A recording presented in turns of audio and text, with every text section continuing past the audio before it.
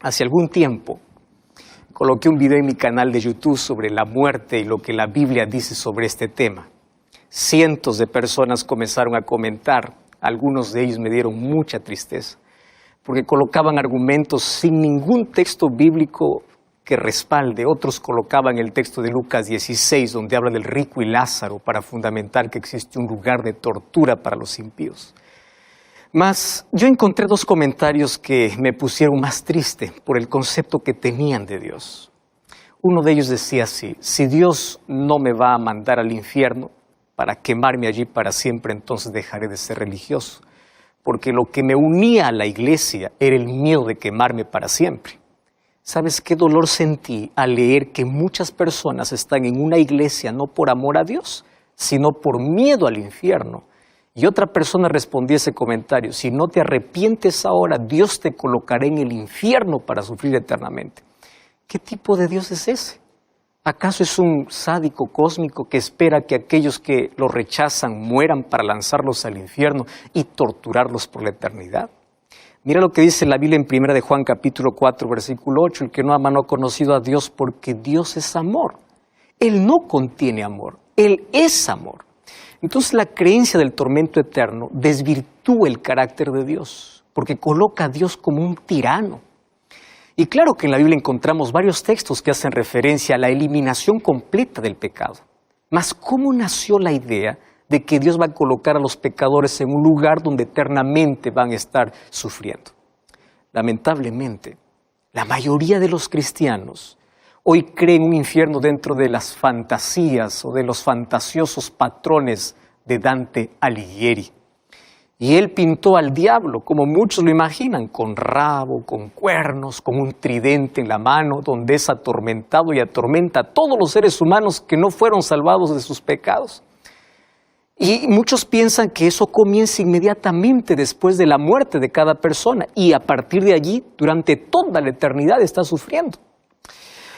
Teresa de Ávila fue canonizada como santa por el Papa Juan Pablo II. Y ella en su autobiografía dice que una vez fue conducida por un ángel hasta el infierno. Según ella, el objetivo de ese viaje era para motivarla a vivir de forma pura y justa. Y ella comenzó a describir de una manera aterradora. Decía: la entrada es como un callejón largo y estrecho, abajo hay como un horno muy oscuro, y el suelo es lodo, suciedad, hay mal olor, donde hay una cantidad de reptiles repugnantes. Y ella decía: yo sentí en el alma un fuego de tal violencia que no sé cómo explicarlo. El cuerpo estaba atormentado por dolores intensos que incluso ella mencionaba, habiendo sufrido tanto dolor grave en esta vida, no se comparaba con el sufrimiento de allí. Pero sobre todo lo que más le martirizaba era el pensar que estos tormentos nunca terminarían. ¿Y sabes qué es lamentable? Que millones de personas creen en ese mito, que es una de las mayores mentiras que han sido implantadas hoy en el cristianismo. El nombre de esa teología se llama teología del miedo. Te voy a explicar por qué. Porque las personas pasan a obedecer a Dios por miedo de ser torturados durante toda la eternidad, y ya no aman a Dios por amor. Y quiero decirte que Dios nunca motivaría a nadie a que sea bueno utilizando el miedo de las torturas eternas. Eso Dios nunca haría. ¿Tú has imaginado lo que sería sufrir eternamente sin ninguna esperanza de que acabe el dolor? Entonces, ¿qué clase de Dios sería ese si Él permitiese que el sufrimiento sea eterno? Y yo quiero reflexionar contigo en algunas preguntas que quiero que juntos podamos reflexionar. Primera pregunta: ¿tú crees que sería justo que una persona que vivió 90 años en pecado, rechazó a Dios durante esos 90 años, después de su muerte, Dios lo tenga por millones de años torturándolo? ¿Tú llamas eso justicia? Eso no tiene lógica. Y es más, es una afrenta al carácter de Dios. ¿Sabes que la Biblia nos enseña que los malvados serán quemados y serán destruidos? Pero la Biblia no enseña que ellos serán quemados por los siglos y eternamente. Ese mito de que el impío vivirá eternamente torturado allí por el fuego, ¿sabes qué ha separado a millones de personas sinceras de Dios y de la Biblia? Porque muchos dicen: ¿qué Dios es ese? Es un Dios injusto, tirano, es un sádico.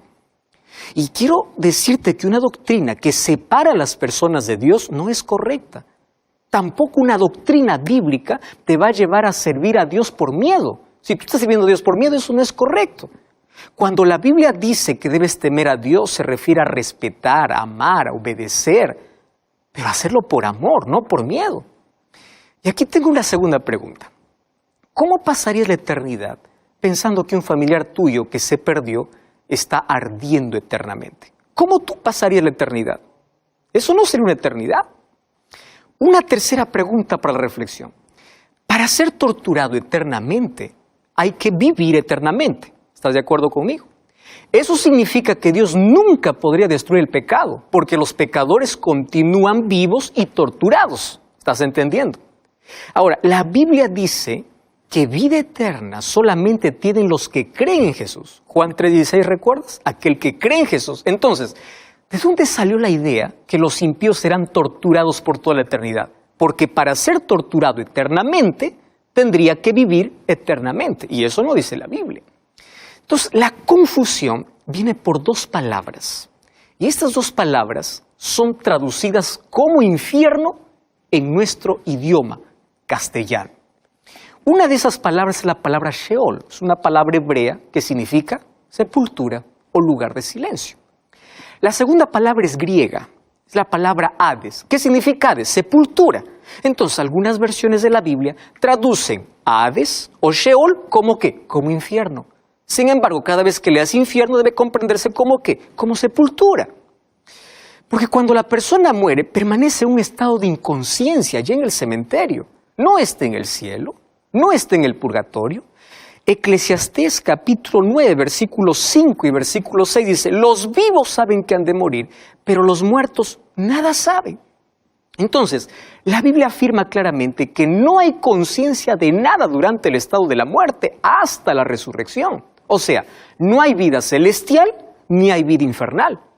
Mira lo que dice el libro de 1 Tesalonicenses capítulo 4, versículo 13 hasta el versículo 16. Hermanos, no queremos que ignoren acerca de los que duermen para que no se entristezcan como aquellos que no tienen esperanza.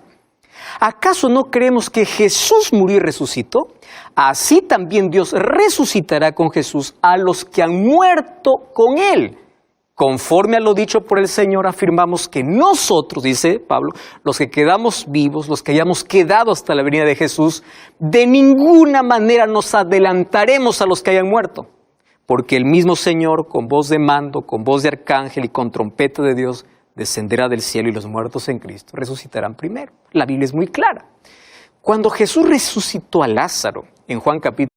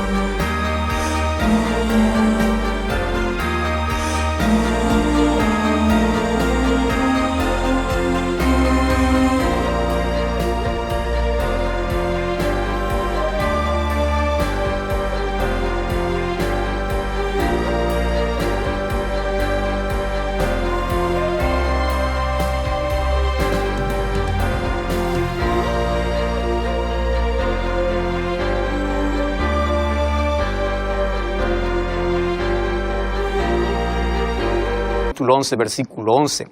Jesús dice, nuestro amigo Lázaro duerme, voy para despertarlo. Claro que Lázaro está muerto, Él no dice, Lázaro se fue al cielo, Lázaro está en la gloria. Y cuando fue a la sepultura y le resucitó, no le dijo, Lázaro baja del cielo. Le dijo, sal de la sepultura. Entonces la pregunta es, ¿por qué la mayoría de los cristianos creen que una persona cuando muere va al infierno o va a la gloria?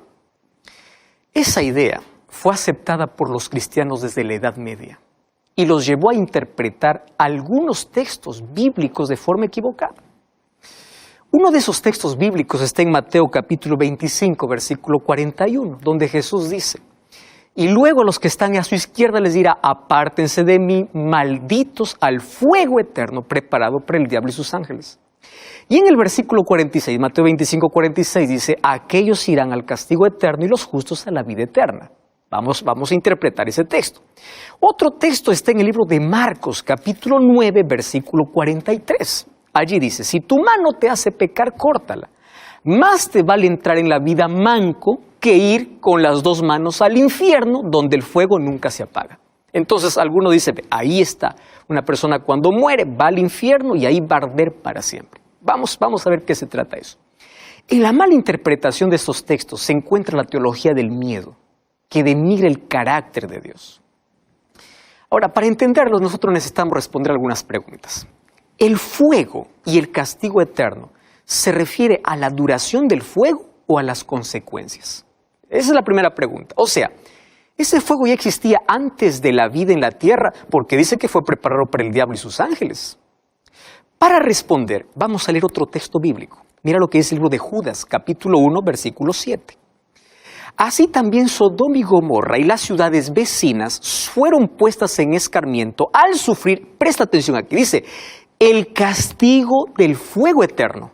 ¿Estás entendiendo? Castigo del fuego eterno. Por haber practicado la inmoralidad sexual y vicios contra la naturaleza. ¿Qué cosa dice? Que Sodoma y Gomorra fue al castigo eterno, o sea, al fuego eterno. El texto dice que sufrieron fuego eterno. Ahora te hago una pregunta. ¿Sodoma y Gomorra está ardiendo hasta hoy? Claro que no. Entonces la cuestión no es la duración del fuego, sino la duración de las consecuencias. Es decir, la muerte es eterna. El fuego es literal, claro, el fuego arde, quema, consume, pero no es de duración eterna. Los resultados son...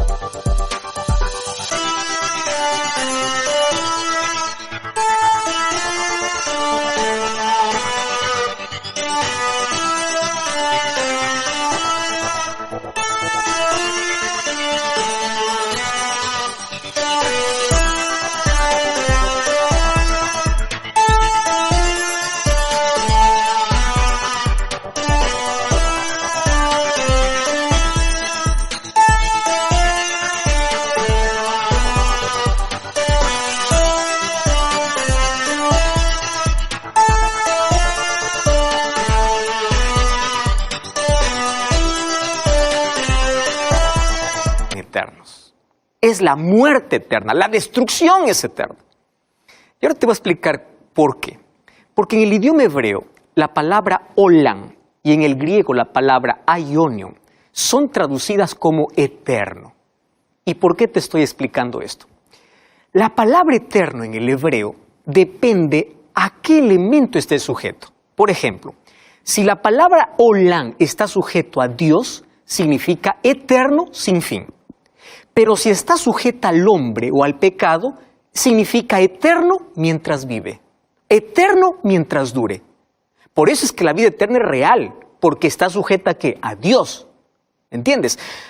Te voy a llevar a un texto bíblico. Primera de Crónicas, capítulo 28, versículo 4. Presta atención. David dice así: Jehová, el Dios de Israel, me eligió de toda la casa de mi padre para que eternamente fuese el rey de Israel. ¡Wow! ¿Qué palabra está aquí? Olam. Pero Primera de Crónicas, capítulo 29, versículo 27, dice así: el tiempo que reinó sobre Israel fueron 40 años. O sea, fue eterno mientras vivió. O sea, aquí eterno significa de manera ininterrumpida mientras existió.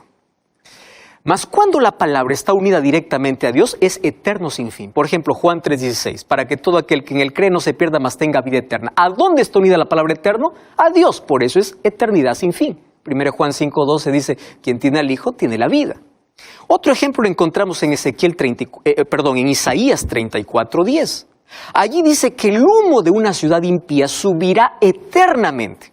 Pero hoy no existe más ese humo, porque no está hablando que el fuego durará para siempre, sino que esas ciudades serán destruidas para siempre. O sea, el fuego eterno en sus resultados, no en su duración.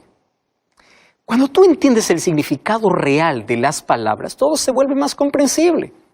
Pasamos a ver la diferencia entre el castigo eterno y el acto de castigar eternamente.